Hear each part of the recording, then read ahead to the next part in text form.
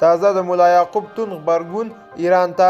ملا یعقوب وایي د کمال خان بند د اوبو تړلو امر یې کړی دی. سلام ستړي مه شئ، وخت مو پخیر. په لوی افغانستان چینل کې د تا ښه راغلاست وایم.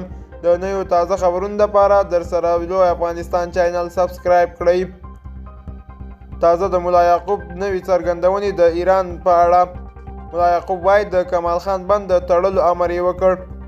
یعقوب زیاته کړې چې په 1 لیټر اوبو 100 لیټره تیل هم راکوي، یو څاڅکی اوبه به در نه کړم.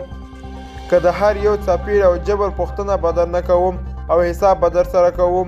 سربیره پر دې بیا د طالبان ننګرهار کې د یو کس چې د بهسود ولسوالۍ څخه تښتول شوی و له انسان تښتونکو له منګلو آزاد کړ.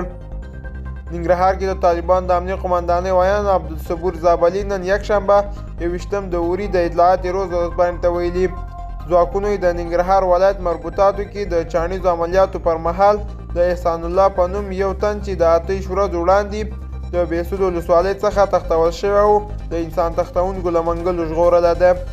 دوستانو دا و زموږ د دې ساعت چمتو کلی خبر. تر بیا ښې چارې.